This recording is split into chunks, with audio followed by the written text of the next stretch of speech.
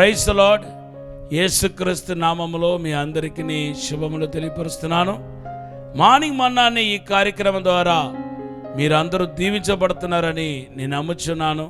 దేవుని బిడ్డలారా, ఈ యొక్క కార్యక్రమం మీకు ఆశీర్వాదకరంగా ఉంటే మాకు తెలియపరచండి, అనేకులకు షేర్ చేయండి. ఇంకా మన దైవజనుని యూట్యూబ్ ఛానల్ సబ్స్క్రైబ్ చేయకపోతే సబ్స్క్రైబ్ చేయండి. ఈరోజు దేవుడు మీకు ఆరోగ్యం ఇస్తానంటున్నాడు.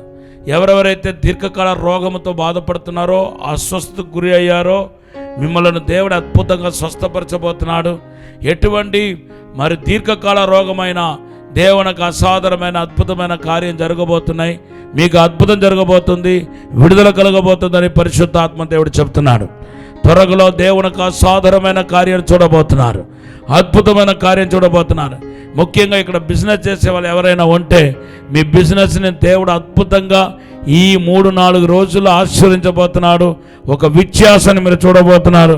దేవునికి ఆశీస్సులు నిండుగా మెండుగా ఉండాలని ప్రార్థిస్తున్నాను. ఈరోజు దేవుడు మనకిచ్చిన వాగ్దానం కీర్తన 34:10. ఈ వాగ్దానం ఎత్తుపట్టి ప్రార్థన చేయండి. ఎలాగైతే నిన్న మనం మాట్లాడుకున్నాం, మరి సారేబాతు ఊరి పేరు రాయబడి ఉంది, కానీ ఎలియాకు ఎవరైతే తన యొక్క లాస్ట్ ఆ కొద్దిపాటి పిండిని తన కోసం ఉంచుకున్న కొద్దిపాటి పిండిని నూనెను రొట్టె చేసి ఇచ్చిందో ఆమె పేరు రాయబడలేదు. అవును దేవుని బిడ్డలారా, మనము దీనికో మరొక అర్థం ఉంది. అదేంటంటే ప్రభు ఇచ్చే విషయంలో రహస్యంగా ఇవ్వమంటున్నాడు. చాలామంది వాళ్ళ పేరు అనేకులకు తెలియాలని కోరుకుంటారు. వాళ్ళు ఇచ్చింది అనేకులకు తెలియపరచబడాలని కోరుకుంటారు. సాక్ష్యాల రూపంలో కొంతమంది ఆత్మీయతలు ఎదగటానికి వారిలాగా ఇతరులు కూడా ఇవ్వాలనే ఉద్దేశంతో, మంచి ఉద్దేశంతో వాళ్ళు సాక్ష్యం చెప్పడం వేరు. కానీ కొంతమంది పేరు ప్రఖ్యాతి కోసం ఏం చేస్తారంటే, నేను మందిరానికి 5 లక్షలు ఇచ్చాను, లేకపోతే స్థలం కొనడానికి డబ్బులు ఇచ్చాను, లేకపోతే ఫ్యాన్ కొనడానికి డబ్బులు ఇచ్చాను అని ఇలాగా పేరు ప్రఖ్యాతి కోసం కొంతమంది ఏం చేస్తారంటే వాళ్ళు ఇచ్చింది 10 మందికి చెప్తారు. కానీ బైబిల్ రాయబడి ఉంది, రహస్యముగా మనం ఇచ్చినప్పుడంట రహస్యముగా ఇవ్వాలని రాయబడి ఉంది. అప్పుడు రహస్యమందు చూచుచున్న తండ్రి దాన్ని ఆశీర్వదిస్తాడని రాయబడి ఉంది. చూడండి, మత్తయి సువార్త 6వ అధ్యాయం 3-4 వచనాల్లో రాయబడి ఉంది. దేవుని బిడ్డలారా, ప్రార్థన కూడా రహస్యమందు చూచుచున్న తండ్రికి మనం ప్రార్థన చేయాలి, రహస్యంగా ప్రార్థన చేయాలని 6-7 వచనాలు రాయబడితే, ఇవ్వటానికి గురించి మాట్లాడుతున్నప్పుడు కూడా రహస్యముగా మనం ఇవ్వాలంట, సీక్రెట్గా ఇవ్వాలంట. కుడి చేయి ఇచ్చేది ఎడమ చేయికి తెలియకూడదని రాయబడి ఉంది. అంటే ప్రార్థనకి చూడండి, మనం ఇవ్వటాన్ని ప్రార్థనకి సమానంగా దేవుడు ఇక్కడ మాట్లాడటం మరి విచిత్రంగా ఉంది. దేవుని నామానికి స్తోత్రం. ఇవ్వటంలో అంత పవర్ ఉంది. అవును, చాలామందికి తెలియదు. ఎప్పుడైనా మనం ఇవ్వటానికి గురించి మాట్లాడితే ఆ పాస్టర్ గారికి ధనాపేక్ష ఉందని ఒక బ్యాడ్ ముద్ర వేసేస్తారు. చాలా పెద్ద పొరపాటు. లేదంటే మన దేవుడికి ఇవ్వటం ద్వారా మనం ఇంకా ఆశీర్వదించబడతాం, ఇంకా మనము మేలు పొందగలుగుతాం. అయితే ఈమె మరి ఇవ్వటం ద్వారా కొరత లేని ఆశీర్వాదాన్ని పొందుకుంది. రహస్యమంది ఎవ్వరికి తెలియదు, రహస్యమంది ఇచ్చింది దేవుడు ఆశీర్వదించాడు. అలాగే 2 రాజుల గ్రంథం 5వ అధ్యాయం 2వ వచనంలో నయమాను ఇంటిలో పనిచేస్తున్న ఒక చిన్నదాని గురించి రాయబడి ఉంది. చూడండి, ఇక్కడ నయమాను యొక్క ఊరి పేరు ఉంది.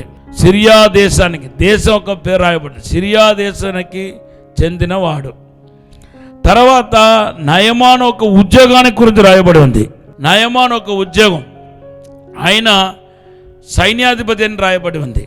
3వదిగా ఆ సైన్యాధిపతి పేరేంటో రాయబడి ఉంది. రోగి అయిన పేరు, కుష్ఠరోగి, చాలా కాలం నుండి జీవిస్తున్న నయమాను ఒక పేరు అక్కడ రాయబడి ఉంది. కానీ ఆయనను స్వస్థతలోనికి నడిపించిన ఆ ఇంటిలో పనిచేస్తున్న ఆ చిన్నదాని పేరు దేవుడు రాయలేదు. ఆమె పేరు రాయలేదు కాబట్టి ఆమెకి దేవుడు విలువ ఇవ్వలేదు అనుకోవటం పొరపాటు. మన పేరు పరిశుద్ధ గ్రంథం, జీవ గ్రంథంలో రాసినప్పుడు ఇక్కడ మనము పేరు వ్రాయబడాల్సిన అవసరం లేదు. ఈ భూమిలో మన పేరు చెప్పబడాల్సిన అవసరం లేదు. మన దేవుని నామం పేరిట ఏదైతే చేస్తున్నామో అది పరలోకంలో రాయబడుతుంది. మీరు ఫిలిప్పీ పత్రిక 4:18-19 చదవండి. 19వ వచనం 4:19 అందరూ చెప్తారు. ఏమనంటే క్రీస్తు యేసు మహిమలో మన ప్రతి అవసరాలు తీర్చబడతాయి. కానీ అప్పుడు అనే మాట అక్కడ వద్దే. అప్పుడు క్రీస్తు యేసు, ఎప్పుడు మనము దేవుడికి ఇచ్చేవారుగా ఉన్నప్పుడు మన ప్రతి అవసరాలు యేసు నామములో తీర్చబడతాయి. చూడండి, ఈమె తన వయసు అడ్డు రాలేదు. స్వస్థత గురించి, బాగుపడటానికి, పరిశుద్ధ మార్గాన్ని చూపించడానికి దేవుని బిడ్డారా, ఈమె ఒక వయసు అడ్డు రాలేదు. దేవుని పని చేయడానికి వయసు అడ్డు లేదు, అడ్డు రాకూడదు. దేవుడు ఎవరినైనా వాడుకుంటారు. రెండోది, ఈమె ఒక ఫీమేల్ అయినప్పటికీ, ఒక గర్ల్ అయినప్పటికీ, ఒక చిన్నదానైనప్పటికీ దేవుని బిడ్డారా, ఈమె నేను మగవాడుగా పుట్టలేదు, పుట్టి ఉంటే కనుక నేను నడిపించేదాన్ని, నేను ఇప్పుడు ఒక ఆడ మనిషిగా పుట్టాను కాబట్టి, నేను ఫీమేల్గా పుట్టాను కాబట్టి నేను ఈయనకి చెప్పలేనని అనుకోలేదు. స్త్రీ అంటూ పురుషులంటూ లేరు, అందరూ దేవుని చేత నడిపించబడుతున్న వారే. గ్రీకుడు అంటూ యూదుడు అంటూ లేడు. ఏ దేశంలో ఉన్నా, ఏ పట్టణంలో ఉన్నా నువ్వు దేవునికి సువార్త చేయవచ్చు. దేవుని బిడ్డలారా, కొన్ని దేశాల్లో సువార్త చేయడానికి, చర్చిలు పెట్టుకోవడానికి ఈరోజు కూడా బ్యాన్ ఉంది. కానీ బ్యాన్ ఉన్న ప్రదేశాల్లో కూడా, దేశాల్లో కూడా ఈ దేవుని బిడ్డలారా, ఈరోజు చాలామంది అండర్ గ్రౌండ్ చర్చ్ నడుపుతున్నారు. నేను ఖతార్ దేశానికి చాలా సంవత్సరాల క్రితం వెళ్ళినప్పుడు అండర్ గ్రౌండ్ చర్చ్కి వెళ్ళాను. నాకు చాలా భయం వేసింది. కానీ అండర్ గ్రౌండ్లో సీక్రెట్గా దేవుని యొక్క ఆరాధన జరిపిస్తున్నారు. దేవుని బిడ్డలారా, మరి మన దేశంలో అయితే మనకు ఫ్రీడమ్ ఉంది. నువ్వు ఎక్కడికైనా వెళ్ళి సువార్త చేయవచ్చు, ఎవరినైనా ప్రభు దగ్గరికి నడిపించవచ్చు. నీ సంపూర్ణ సేవకి రావాల్సిన అవసరం లేదు. యేసు ప్రభు వారు అందరికీ సువార్త చెప్పమని ప్రతి దేవుని బిడ్డలకు దేవుడు చెప్పాడు. హల్లెలూయా. సర్వ సృష్టికి వెళ్ళి సువార్త చెప్పమని అందరు విశ్వాసులకు, అందరు సేవకులకు దేవుడు చెప్పాడు. కానీ ఈరోజు మాటను లెక్క చేయకుండా మనం జీవిస్తున్నాం. మూడవదిగా, ఆమె పరిస్థితి అడ్డు రాలేదు.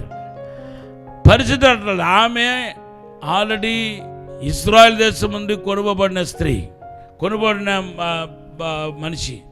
అయితే చాలా చిన్న వయసు. దేవుని బిడ్డలారా, ఆమె యొక్క దాసురాలుగా పనిచేస్తుంది, పని మనిషిగా పనిచేస్తుంది. ఆమె యొక్క పరిస్థితి అడ్డు రాలేదు. చాలామంది దేవుని పని చేయండి, దేవుని పనికి రండి అంటే ఎన్ని కుంటి చాకులు చెప్తారో. నా భర్త మంచివాడు కాదు. నీ భర్త మంచివాడు కాకపోతే నీకేంటి? నీలో మంచితనం లేదా? కొంతమంది ఏమో నాకు చదువు లేదు, నేను అందరిలో మాట్లాడలేను, లేకపోతే నాకు ఇంకా వయసు రాలేదు అన్నవాళ్ళు. ఇర్మియా కూడా వయసును అడ్డు పెట్టాడు. కానీ ప్రభు చెప్పాడు, నో, నిన్ను తల్లి గర్భంలోనే నేను ఎన్నుకున్నాను.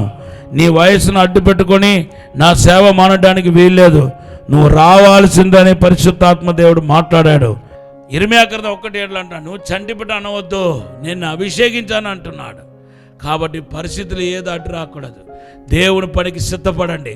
దేవుడు మనల్ని అభిషేకిస్తున్నాడు. దైవిక మహిమ మనల్ని తాకబోతున్నాయి, దైవిక అభిషేకం తాకబోతున్నాయి. ఇంకా ఈ భూమిలో కొద్ది దినాలే ఉంటాం. అంటే యేసు త్వరగా రాబోతున్నాడు.